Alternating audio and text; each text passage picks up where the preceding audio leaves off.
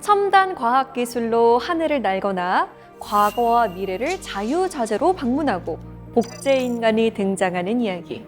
이런 이야기를 우리는 SF, 사이언스 픽션, 공상과학 소설이라고 부르곤 했죠.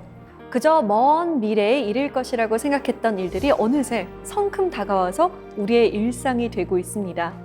마치 미래를 예견하듯 새로운 세계관을 제시하는 SF 작가들, 그들의 시선으로 바라본 미래, 궁금하지 않으세요?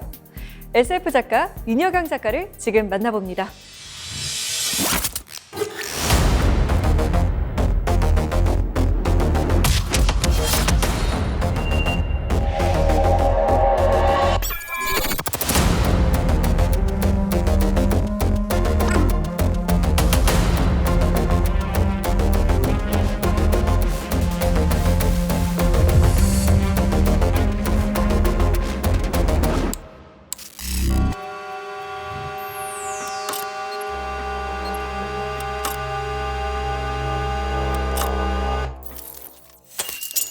네, 작가님 안녕하세요. 안녕하세요. 네, SF의 시대라고 해도 정말 무방할 정도로 요즘 SF 이야기들이 정말 많이 나오고 있어요. 특별한 이유가 있을까요? 그 이유는 지금이 과학문명 시대이기 때문이라고 생각을 합니다.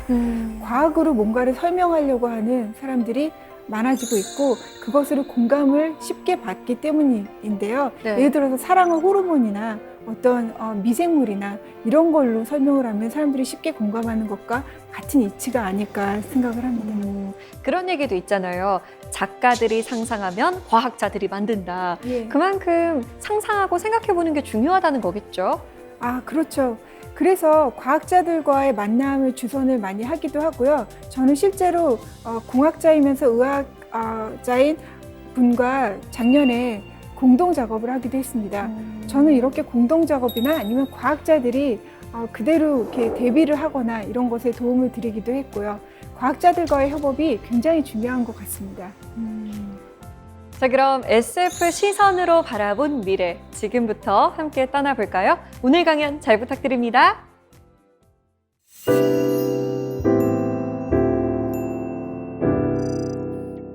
저는 과거, 현재, 미래는 사실 하나일 수도 있다고 생각을 하거든요.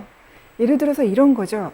과거는 저희가 기억을 재구성해서 다시 만들어낸 현재의 부산물이라고 생각을 합니다. 현재는 또한 우리가 지금 느끼고 있는 현재잖아요. 하지만 현재 안에는 미래와 과거가 같이 있습니다. 미래는 우리가 지금 만들어 나가는 미래고요. 유명한 과학소설가인 윌리엄 깁슨은 이런 말을 했습니다. 미래는 지금 미래에 와 있다. 하지만 퍼져 있지 않을 뿐. 이렇게 SF 작가들은 미래를 만들어가고 있습니다. 어떤 식으로 만들어가냐면요. 국영수나 마찬가지예요. 여러분들 국영수 배우잖아요. 그런 것들처럼 저희는 세상이 멸망하면 어떻게 될 것인가. 포스트 아포칼립스. 세상이 유토피아처럼 멋있는데 그중에서 결핍이 조금 있으면 어떨 것인가. 디스토피아. 그 다음에 로봇, 인공지능, 가상현실, 우주여행, 바다 탐험. 이렇게 여러 분야의 공부를 하고 있습니다. 그리고 상상력을 펼치고 있죠. 요즘같이 팬데믹이 펼쳐지고 있는 이런 시대에 그런 소설을 읽어보시면 내가 어떻게 삶을 살아야 될 것이고 그 다음에 내가 놀랐던 것이나 아니면 부딪혀야 될 장애들을 그런 소설을 통해서 간접 경험을 해보실 수 있습니다. 그리고 또한 새로운 미래를 만들어가는데 좀 더 도움을 받으실 수도 있는 것이죠.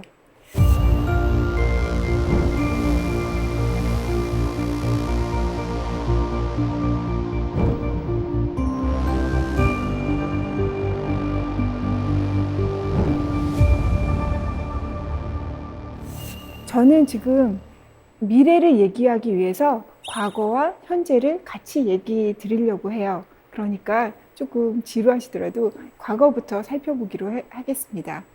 인간은 이미 로봇입니다. 사이보그화 돼 있어요. 100년 전에 저라면 저의 육체 안에 제 자아가 갇혀 있다고 생각할 거예요. 물론 그때 100년 전에는 뭐 마차도 있었고 자동차도 있었을 수 있지만 그래도 굉장히 한정적인 자원 안에서 육체라는 한계 안에서 육체적인 욕구만 예를 들어서 먹고 마시고 그다음에 자고 이런 것만 해결이 되면 살 수가 있는 그런 시대였어요. 근데 지금은 너무나 정신적인 욕구들이 폭발하는 시대죠. 왜 그렇게 됐을까요? 저는 그게 바로 과학기술 때문이라고 생각을 합니다. 과학기술이 인간을 사이보그화 시켰거든요. 그러니까 일종의 우리의 다리의 확장은 자동차나 비행기 그리고 우주선까지 갈 수 있어서 우주까지 우리 자아가 닿을 수 있는 거예요. 그 다음에 우리의 뇌의 확장은 컴퓨터나 아니면 전문가들의 고견 그런 것들까지 아주 그 즉석에서 알아볼 수 있는 그런 시대가 됐습니다. 그러므로 다중지능이라고 해서 여러 사람들과 같이 의견을 나눌 수도 있고요. 이런 시대에 우리의 자아는 이제 한 플랫폼에만 갇혀 있지 않고 한 육체에만 갇혀 있지 않습니다. 트위터에서의 나와 페이스북에서의 내가 다를 수 있는 것처럼 나는 가상현실 속의 나는 너무나 다양할 수 있어요. 저는 지금 여자로 보이지만 가상현실 속에서는 어린 남자아이로 표현될 수도 있습니다. 그리고 또는 여러 명으로 나눠질 수도 있죠. 켄 류의 요즘 작품 중에 어떤 작품 안에서는 가상현실을 20차원으로 표현하기도 합니다.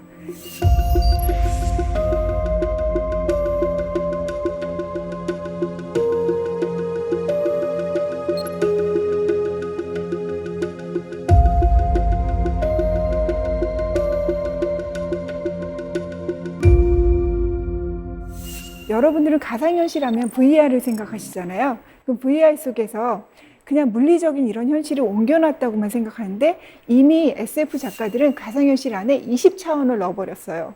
그러면 가상현실을 만드는 사람들은 이제 3.5차원을 그대로 복제하는 것뿐만 아니라 조금 더 재밌게 가상현실을 만들어 보면 좋지 않을까? 이런 생각도 하실 거예요. 여러분들도 5차원이나 6차원이나 그런 데서 어떤 경험을 할 수 있는지 궁금하시지 않으세요? 이미 그런 일들, 미래는 와 있습니다. 인류 문명의 주인공은 누구였을까요? 소설 속에서 인류 문명의 주인공은 2000년 전에는 신들이었습니다. 신들이 주인공이었어요. 신들과 그다음에 각계각층의 반인 반수도 있고 굉장히 다양했어요. 주인공은 아니었죠. 주인공은 보통 신들이었고요. 농업도 이제 발달을 하고 그래서 사람들도 모여서 국가도 형성하고 이렇게 되면서 중세로 내려오면서 왕과 귀족과 기사와 이런 사람들이 그 주인공이 됩니다. 사람으로 조금 내려왔어요. 신분이 좀 하락한 거죠. 신들에서. 이제 산업혁명 시기가 되고 사람들이 자기의 먹고 마시고 이런 문제가 해결되고 나서 그다음 대중이 발견되고 나서 그 다음에는 평민의 시대가 옵니다. 평민의 시대에는 소설의 주인공들도 이제 평민이 됐어요. 하지만 SF에서는 좀 다릅니다. SF는 조금 앞서가잖아요. 자, SF에서 주인공은 신이 될 수 있습니다. 인간이 바로 신이 되는 사회이기 때문이죠. 인간이 앞으로 신이 될 수 있다는 것을 SF에서는 너무 당연하게 받아들이고 있습니다. 그리고 그렇게 되기 위해서 만들어가고 있고요. 과학기술이나 이런 것들을 상상력으로 해서 만들어내고 있고 예를 들어서 과학기술을 미리 상상해서 만들어내는 것들이 스타트랙에서 핸드폰이라는 게 맨 처음 나왔거든요. 근데 그 핸드폰을 노키아에서 그대로 디자인을 만들어 갖고 핸드폰을 출시를 했습니다. 이런 식으로 과학기술이 SF 속에서 만들어졌던 게 그대로 이렇게 기술이 재현된 경우가 많고요. 제가 아는 미생물학자도 그렇고 나노 테크놀로지 학자도 그렇고 옛날에 봤던 영화나 SF 영화에서 많은 영감을 받았다고 합니다. 여러분들이 SF 소설이라고 하면은 조금 좀 멀게 느껴질 수 있지만 SF 원작 소설은 요즘에 드라마나 영화나 이런 걸로 많이 만들어지거든요. 스타워즈나 스타트랙, 어벤져스, 이런 인셉션, 인터스텔라 이런 작품들이 모두 SF를 원작으로 한 작품들입니다.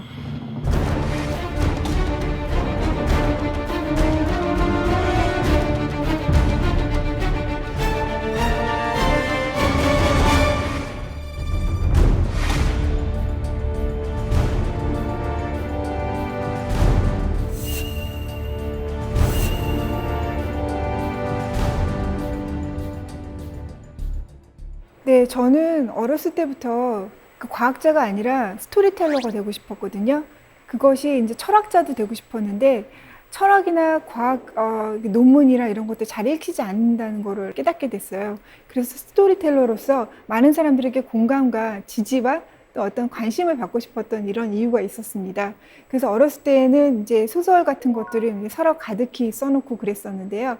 점차 이제 과학 소설에 관심을 가지게 되면서 이제 과학 소설을 쓰기 시작했고, 그 이유는 전 세계 사람들에게 공감을 받고 싶어서예요. 왜냐하면 지역 한계성이 있기 때문에 그냥 문학으로는 안 되겠다는 생각이 든 거예요. 과학 문학을 쓰게 되면 전 세계 사람들에게 공감을 받을 수 있구나. 스토리텔링의 힘이란 게 대단합니다. 그래서 저는 작가가 되기로 했고요. 사람들의 마음을 움직여서 미래를 바꾸고 싶은 일을 하고 싶었기 때문에 SF 작가가 됐습니다.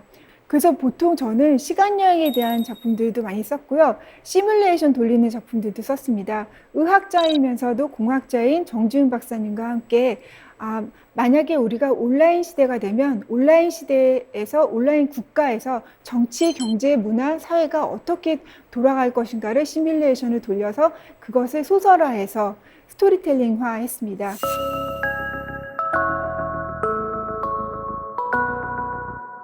소설가 윤여경입니다.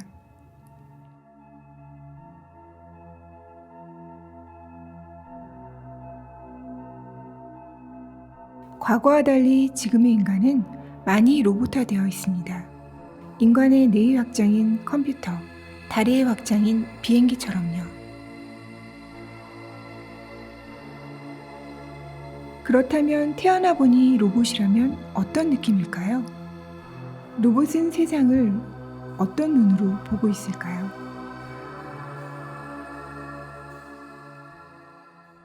언택트 시대에 사랑은 어떻게 이어질 것인가? 예를 들어서 가장 언택트한 관계가 죽은 사람과 산 사람의 관계거든요. 하지만 죽은 사람이 산 사람과 되게 잘 소통할 수 있을까? 가능합니다. 요즘에 과학기술로 가능하거든요. 어떻게 그렇게 가능한 것인지는 또 소설에서 구현을 했습니다. 이렇게 저도 이 세상의 변화함에 따라서 저의 생각도 변화하고 그다음에 저의 궁금증을 제 소설에서 담아서 시뮬레이션을 돌립니다. 그래서 미래를 먼저 앞당기려고 노력을 합니다. 제가 쓰는 현재가 곧 미래가 될 수 있으니까요. 나는 살아있어. 온라인상에서만. 현실에서의 나는 죽었어. 안녕. 오늘은 게임을 하나 해볼 거예요. 너의 마음을 맞추는 게임. 자, 여기 3장의 카드가 있는데 여기서 딱 한 장만 골라봐. 이거?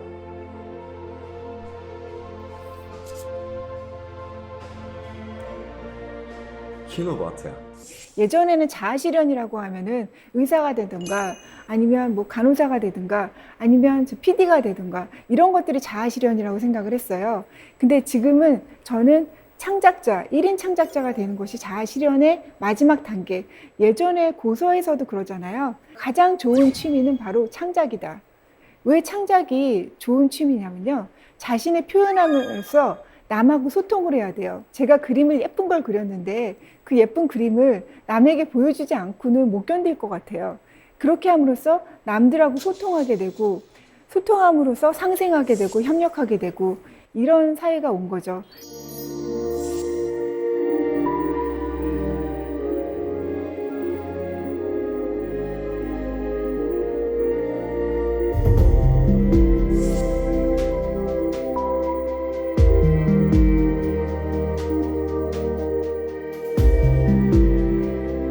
예술이라는 거는 다양성에서 오거든요. 그래서 모든 젊거나 늙거나 여성이거나 남성이거나 아니면 다른 성이거나 다양한 사람들의 다양한 목소리가 너무나도 즐겁게 와닿는 그런 시대가 올 거라고 저는 생각을 하고요. 인공지능이 우리의 일자리를 뺏는 게 아니라 인공지능이 그걸 도와주는 겁니다. 우리가 음악, 미술, 그 다음에 글, 모든 것을 저는 SF 작가로서 모든 사람을 SF 작가로 만들고 싶거든요. 왜냐하면 그것이 또 플롯을 인공지능으로 돌려서 할 수가 있기 때문에 이제 앞으로는 음악도 그렇고 미술도 그렇고 인공지능이 모두 툴을 쓸 수 있습니다. 근데 사실 창작은 인간의 고유의 영역이라고 생각이 됐는데 네. AI가 창작까지 한다면 인간은 어떤 역할을 하나요? 예전에 세탁기나 어떤 이렇게 청소기가 있다고 해서 가정주부의 역할이 끝나지는 않았고 그것을 매니지먼트 하게 됐잖아요. 그런 것처럼 이제는 창작도 매니지먼트 하는 겁니다. 저희는 이제 소설만 쓰는 게 아니라 음악, 미술 모든 분야에서 창작자가 될 수 있습니다. 인공지능 툴로요. 더 많은 창작을 할 수 있게 되는 거죠. 자, 그럼 우리는 신이 되는 사회에서 정말 즐겁게 창작을 하면서 살 수가 있는 거죠. 우리의 이 다양한 자아를 어떻게 남들과 소통하면서 즐겁게 사느냐, 이런 부분에 많이 포커스를 둬야 된다고 생각하고,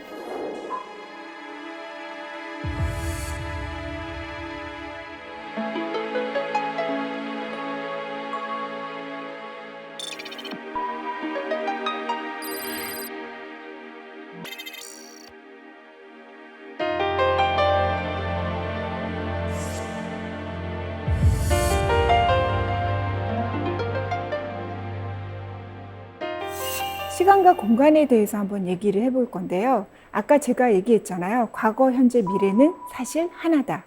그런데 이런 과거, 현재, 미래가 하나라는 것을 언제부터 저는 짚고 싶냐면요.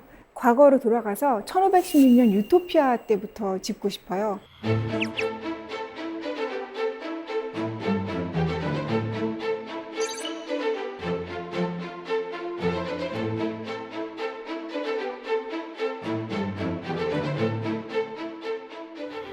유토피아에서 나온 게 뭐였죠? 그때 1400년대 이후에 자본주의가 발생을 하고 이제 먹고 사는 것들을 어떻게 해결하느냐. 모든 사람들이 잘 먹고 살았으면 좋겠다. 이런 생각, 공산주의 이런 것에 모태가 된 것이 바로 유토피아입니다. 이 유토피아에서는 먼 미래에 우리가 잘 먹고 잘 살기만 하면 참 좋겠지? 의식주의에 대해서 주로 얘기를 합니다. 이것은 욕구예요. 인간의 욕구는 한계가 있어요. 하루에 10끼를 먹지 못해요. 하루에 3끼 정도만 먹으면 충분하죠. 하지만 2019년 지금은 유크로니아를 사람들이 꿈꿉니다.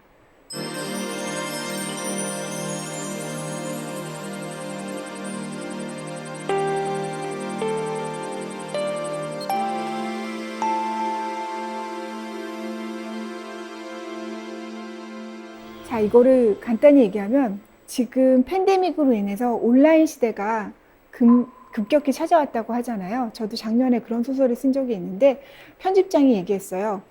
그렇게 미리 너무 앞서가신 거 아니에요? 그런데 지금 팬데믹 오니까 모든 정부의 시설이나 이런 것들도 온라인으로 바꾸려고 하고 경제, 정치, 문화 모든 면에서 온라인화로 만들려고 노력을 하고 있습니다.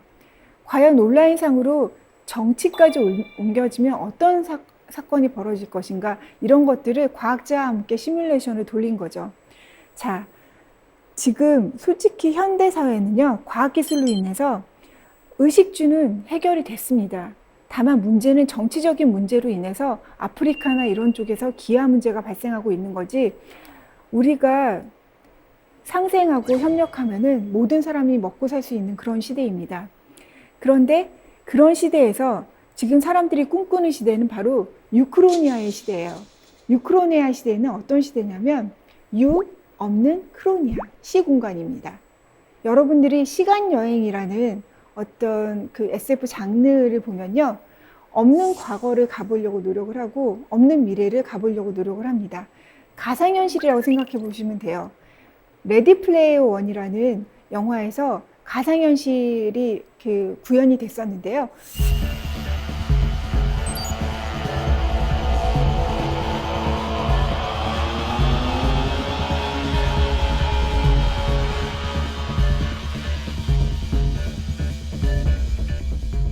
거기서는 그 가상현실 안에서는 80년대, 70년대가 살아 있습니다.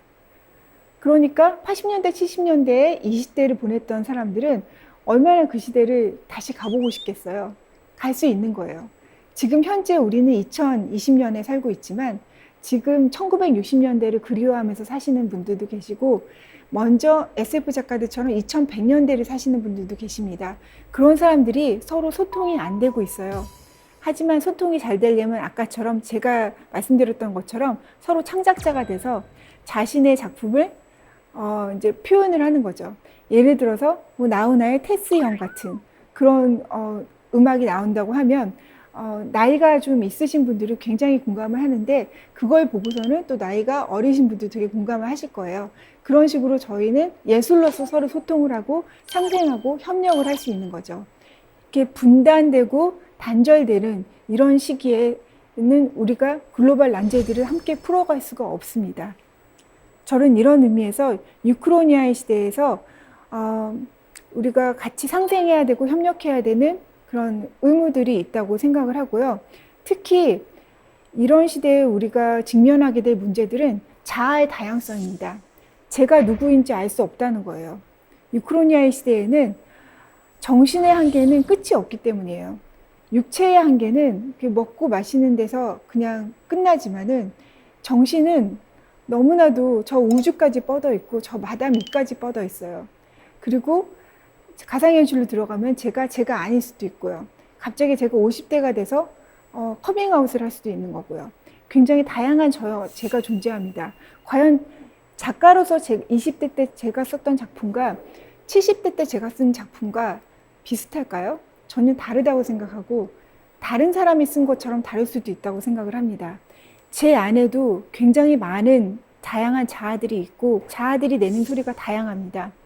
이런 시대에 우리가 살고 있고 저는 저 안에 내면의 자아와도 같이 통합을 하고 같이 소통을 해야 됩니다. 그러려면 예술이 굉장히 중요한 그리고 SF 소설 또 문학이니까 예술이 한 방면이죠. 장르죠. 그러니까 굉장히 중요한 소통의 장르가 될 수 있다고 생각합니다.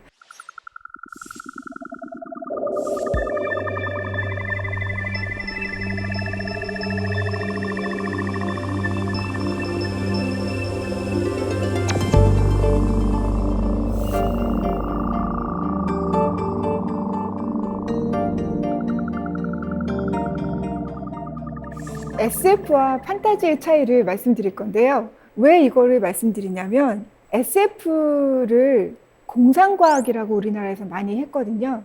그러니까 약간 있을 수 없는 일, 허무맹랑한 일, 이런 일로 많이 생각을 하셨어요.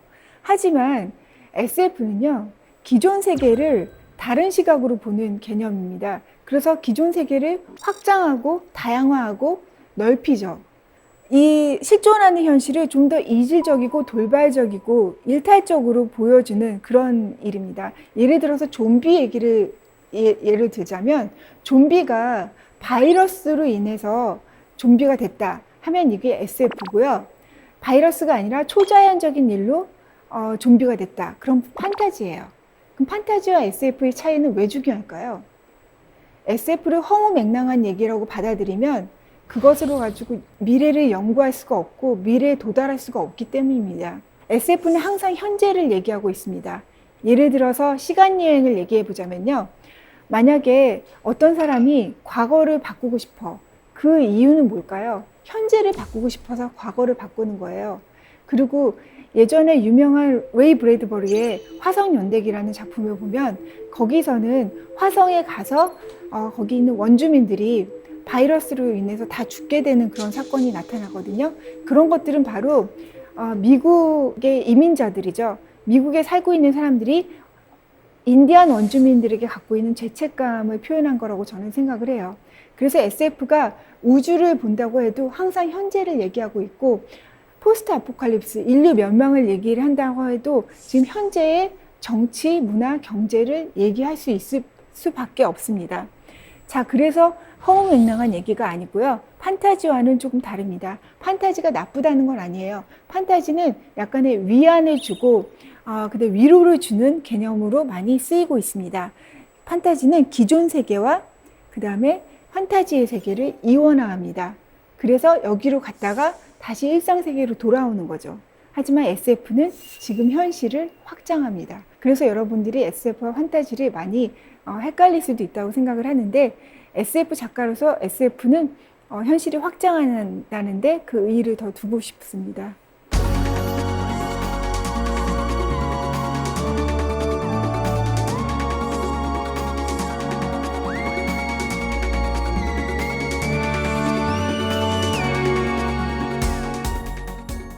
스페이스 오페라에 들어가겠습니다. 스페이스 오페라에 대해서 제가 얘기하는 이유는요.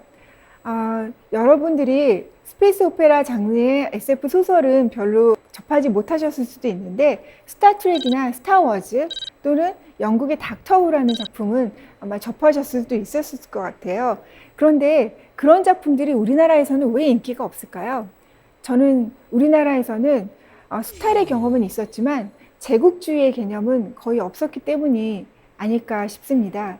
하지만 요즘에 들어와서 스페이스 오페라를 쓰기 시작한 작가들이 많이 생기고 있습니다.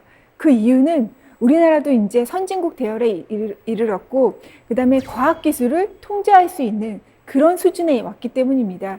그래서 이제 밖으로 나가고 싶고 그 다음에 해양으로 또 개척하고 싶고 그런 개척 정신이 젊은 사람들에게 생기기 시작했다고 저는 생각을 합니다. 하지만 스페이스 오페라에도 여러 종류가 있어요. 스페이스 오페라가 처음 생겼을 때는 제가 아까 말씀드렸듯이 제국주의적인 그런 무주의주의적인 그리고 다른 민족을 수탈하는 그런 경험들이 많이 녹아져 있는 그런 스페이스 오페라가 처음 시작이었고요.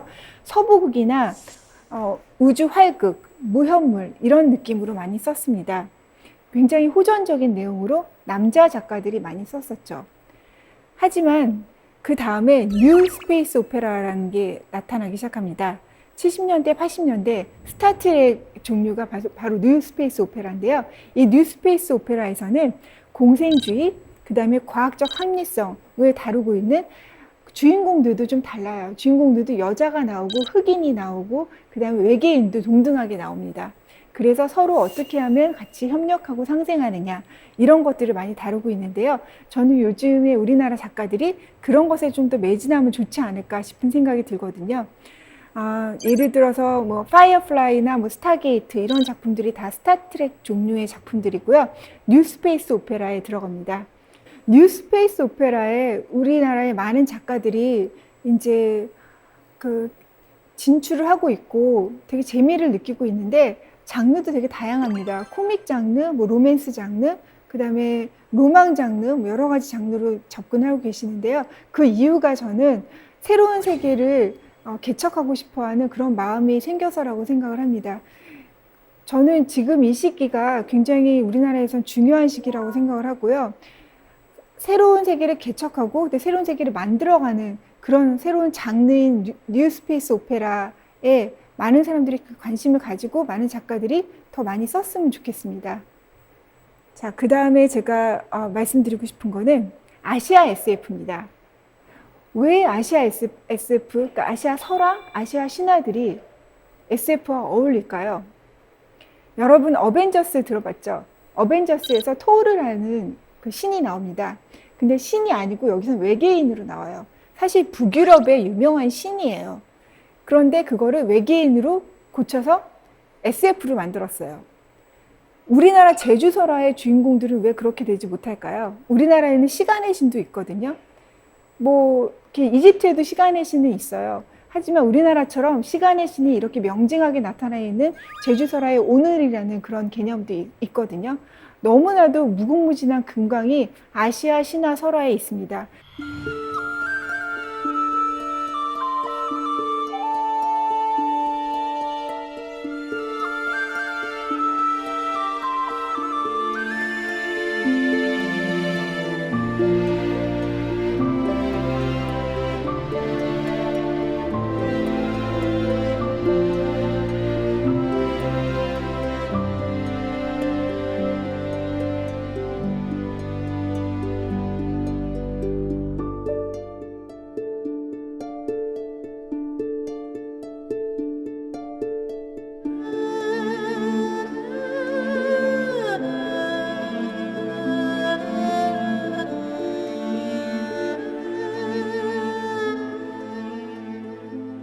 그리고 제가 아까 말씀드렸다시피 신화는 SF와 너무나 찰떡궁합입니다. 왜냐하면 인간이 신이 되는 그런 시대이기 때문이에요.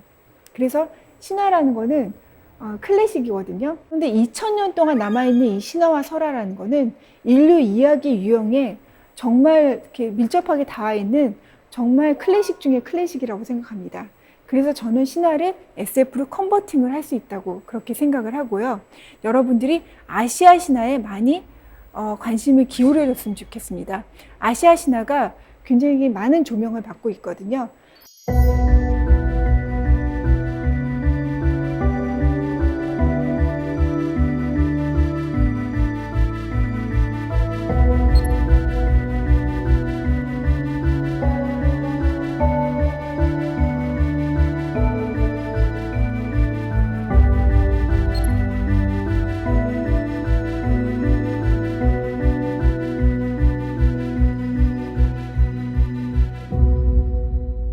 작가님, 근데 저는 우리의 신화가 어떻게 SF로 바뀔 수가 있는지 궁금해요.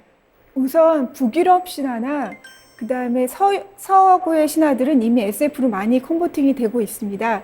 그래서 우리의 신화도 당연히 컨버팅이 될 수 있고요. 우리나라 설화에 있는, 그리고 아시아 신화에 있는 그런 어떤 자연 중심적인, 그리고 자연과 상생하는 그런 어떤 개념들이 앞으로 글로벌 난제들을 해결하는데 굉장히 큰 도움이 되리라고 생각을 합니다. 지금 미국에서 베스트셀러인 이훈아 작가의 드래곤펄이라는 작품을 보면요, 거기는 우리나라 도깨비랑 귀신이랑 아이랑 같이 우주선을 타고 모험을 합니다. 거기서는 모든 주인공 이름이 한글로 돼 있고요. 그 다음에 뭐 반찬을 먹는다든가 한국 문화들이 곳곳에 이렇게 들어가 있습니다. 그런 것들이 지금 베스트셀러고요. 지금 이윤아 작가나 그 다음에 뭐 켄리우 작가나 전부 다 새로운 어떤 SF 장르를 만들어내고 있거든요. 그 새로운 SF 장르가 바로 아시아의 SF 장르입니다. 그래서 우리가 익숙하게 생각했던 그런 아시아 설화나 아시아 신화, 그런 것들이 SF로 금세 변할 수 있고요. 그것들이 세계 시장에서 많이 이렇게 주목을 받고 있습니다. 어떻게 보면 영미문화권의 SF에서 이쪽으로 넘어오고 있다고 할 수 있죠. 어떤 식으로 바뀌냐면요, 되게 간단해요. 무릉도원이나 많이 들어보셨죠? 신선들이 노는 그런 곳이요. 그런 건 가상현실로 바꾸면 되고요. 환생 같은 거 있잖아요. 이런 것들은 SF로 어떻게 쓸까 하시는데, 그런 건 유전자 복제, 또 복제인간으로 바꿔서 이야기를 만드시면 됩니다. 또 하나, 또 내면 수행이라든가 뭐 이런 기 같은 거 이렇게 주고 막 이런 거 있잖아요. 무협에서. 그런 것들은 신체이식 다운로드 이런 것도 하면 되고, 기 같은 것도 이제 신체이식 기계로 하면 되고요. 이렇게 컨버팅하는 것이 너무나 쉽기 때문에 저는 신화를 그대로 SF로 고쳐도 되지 않나 이런 생각을 많이 합니다. 이런 것들이 외국에서는 서양에서는 특히 너무나 신기하게 잘 받아들여지고 있고요. 옛날, 아주 먼 옛날, 요물이라고 불린 사내가 있었다. 그의 이름은 류. 겉으로 보기에 류는 요물로 보이지 않았다. 희고 고운 피부, 검은 눈, 많은 이들이 그 아름다운 모습에 마음을 빼앗겼다. 그러나 류에게는 기묘한 능력이 있었으니 그것은 바로 미래의 물건을 소환해내는 것이었다. 날이 갈수록 그의 방 안에는 온갖 종류의 물건들이 쌓여갔고 사람들은 그를 두려워했다. 허나 그는 물건을 소환하는 일에서 멈추지 않고 어느 여인을 소환하려 하는데, 류가 정말로 소환하려는 여인은 과연 여러분, 로봇 3원칙에 대해서 잘 아시나요? 로봇 3원칙은 1950년대 아이작 아시모프가 자신의 소설 아이로봇에서 언급한 내용이고요. 이 3원칙이 아직까지도 현대 과학기술의 거의 모든 방면에서 두루 사용되고 있습니다.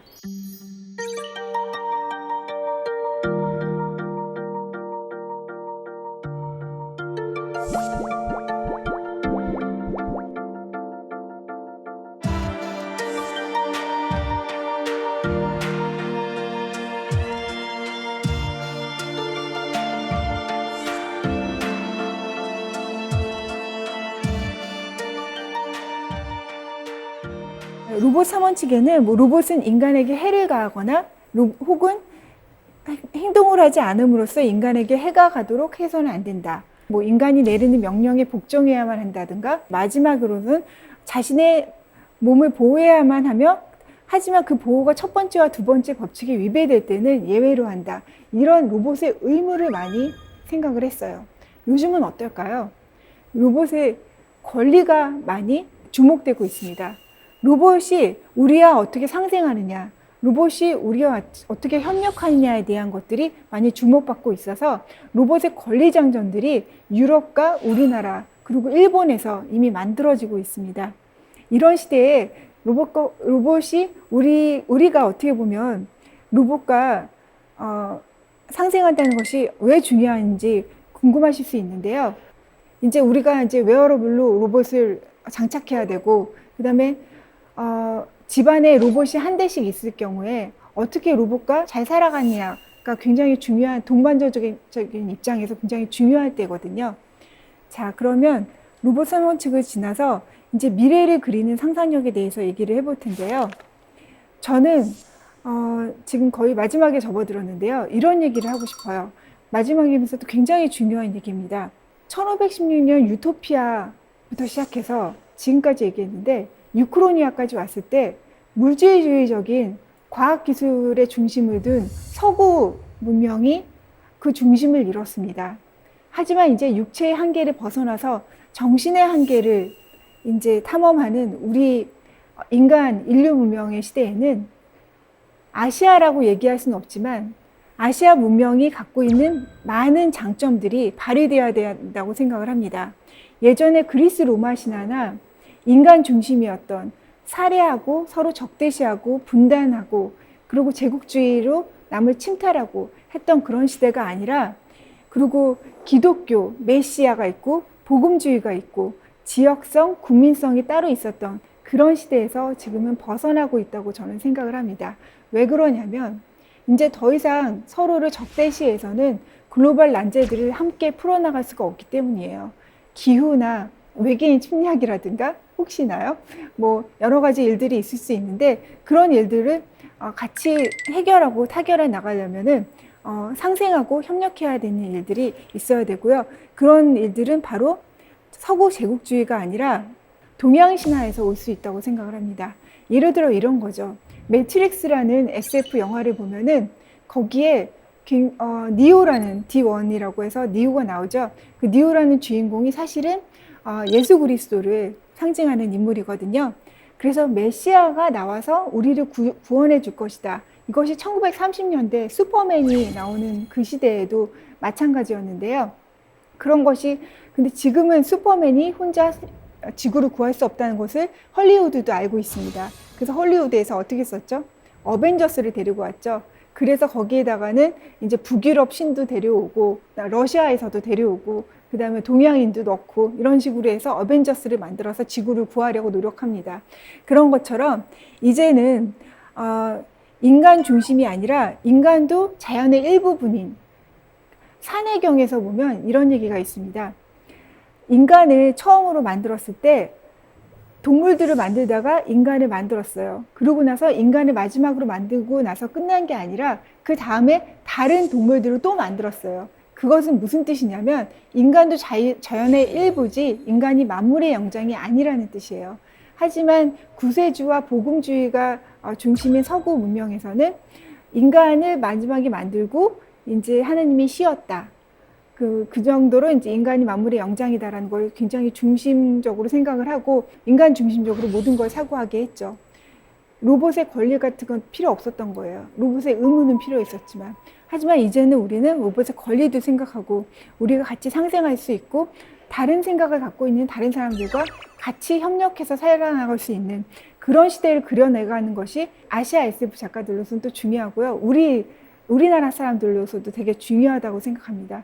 우리는 굉장히 높은 시민의식과 그 다음에 되게 좋은 습관들과 관습들을 갖고 있다고 생각을 해요. 그래서 작은 나라이지만 글로벌을 리드해 나갈 수 있는, 더 이상 문화를 수입해서 그것을 그냥 다습하는 게 아니라 문화를 수출해야 되는 그런 시기에 와 있습니다. 글로벌 스탠다드를 만들어야 되는 거죠. 그래서 저는 SF 작가로서 미래를 우리나라에서 먼저 만들어 나가야 된다고 생각을 합니다. 상생하고 협력하고 그다음에 잘 살아나가고 글로벌 난제, 뭐 팬데믹이라든가 기후 문제라든가 이런 것들을 같이 해결해 나갈 수 있는 것들을 상상력을 그 미래를 우리 현재에서 지금씩 조금씩 퍼뜨려 나가야 된다고 생각을 합니다. 1년에 한 번씩 모든 SF 관계자들이 한 10,000명 정도 되는 관계자들이 한 나라에 모입니다. 그래서 그 나라에서 축제를 벌이는데요. 그것이 1년에 한 번씩 75년 되었습니다. 근데 그 75년 되는 그 월드콘이라는 그 행사에 우리나라는 한 번도 참여를 안 한 거예요. 그래서 제가 한국문화예술위원회 지원을 받아서 처음으로 가게 됐고 3년 동안 계속해서 지원을 받아서 가게 됐습니다. 아일랜드 더블린에서 그리고 핀란드에서 미국에서 있었죠. 그 다음에는 중국에서 초청을 받아서 중국에도 갔고요. SF라는 거는 거리가 필요가 없고 어떤 위화감도 없기 때문에 너무나 작가들이 쉽게 어울립니다. 그러니까 전 세계 작가들이 쉽게 소통을 하게 되는 그런 장점이 있습니다. 제가 월드콘에서 많은 작가들과 이제 같이 이렇게 소통을 하면서 우리가 갖고 있는 이런 컨텐츠들을 그쪽에다 수출하고 그다음에 그 작가들을 우리 작가들과 함께 콜라보를 하고 이런 일들이 너무 쉽게 이루어집니다. 순식간에 이루어지는데요. 예를 들어서 이런 거죠. 아시아 신화를 SF로 컨버팅하는 일, 그런 거를 우리나라에서 이제 앤솔로지로 낼 거거든요. 그런 앤솔로지를 내는데 아시아 작가들이 참여하게 됐습니다. 그 작가들에게 말하는 것도 그런 대회나 그런 어떤 사적인 교류를 통해서 이루어지는 거라서 그런 만남들이 굉장히 중요했던 것 같습니다.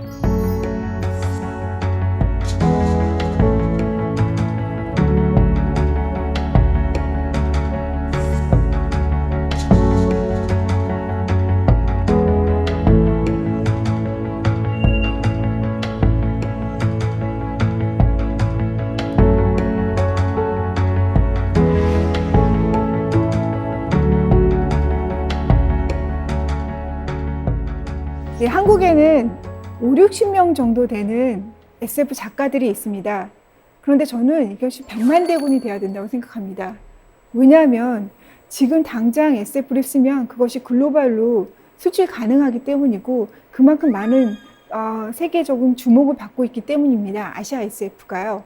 그래서 이 SF들이 미래를 만들어 나가는 일이고 이 SF 기술들이 현실화되는 이런 사회에서 이런 어려운 팬데믹의 시대에 한 치 앞도 안 보이는 이런 시대에 우리가 글로벌 스탠다드를 만들고 우리가 어떤 글로벌 난제들을 해결하는 SF 작품들이 많이 나왔으면 좋겠습니다. SF는 미래에 대한 예언서라고 생각을 합니다. 여러분들이 미래에 대한 힌트를 볼 수 있고 지금같이 팬데믹 같은 어려운 사태가 벌어질 때 자신의 삶에 대해서 더 통찰할 수 있고 알아볼 수 있는 되게 좋은 기회를 얻을 수 있는 그런 작품 장르라고 생각을 하고요. 많은 관심과 사랑 주셨으면 좋겠습니다.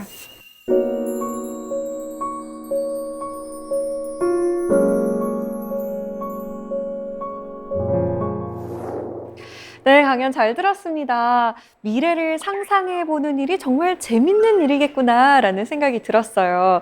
사세계 공동체 여러분께서 미리 질문을 좀 보내주셨는데요. 함께 볼까요? 먼저 윤선우님의 질문입니다. SF 드라마나 영화가 재미있어서 보고 있는데요.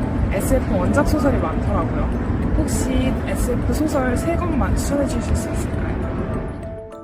작가님이 꼽는 SF 소설 베스트 3는 뭘까요?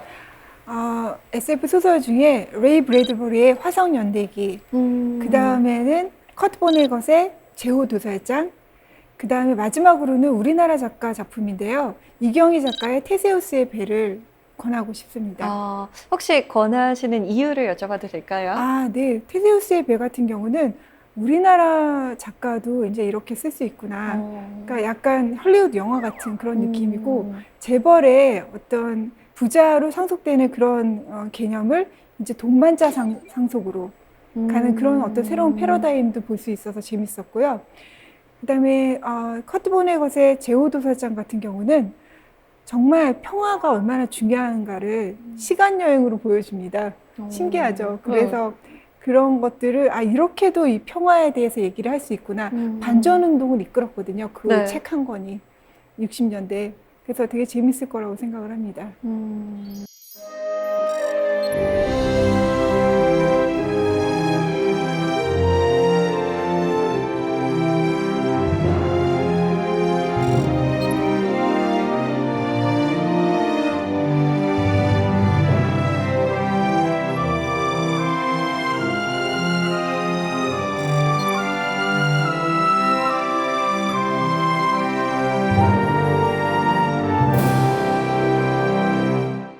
네, 다음 질문도 함께 볼까요? 윤여준님의 질문입니다. 네, 저도 SF 소설을 쓰고 싶은데요. SF 소설은 과학적 지식이 많아야 쓸 수 있는 건가요? 이런 생각들 많이 하실 것 같아요. 다른 소설보다 SF 소설은 뭔가 배경 지식이 많아야 쓸 수 있을 것이다 라는 생각을 많이들 하실 텐데 어떤가요? 우선 계보를 알 필요는 있다고 생각을 합니다.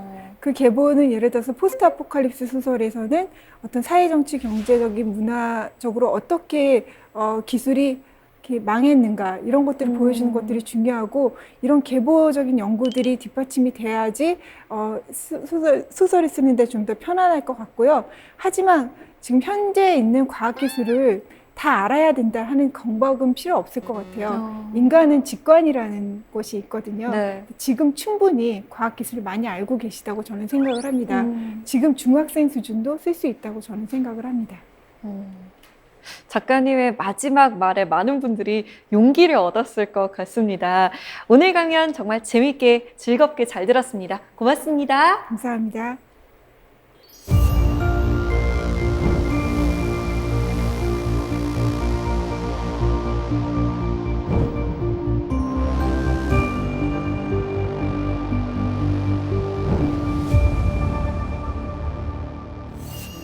과거 냉전시대 소련에서는 국가의 사상에 반대하는 죄수들에게 무의미로 점철된 시간이라는 형벌을 주었다고 합니다.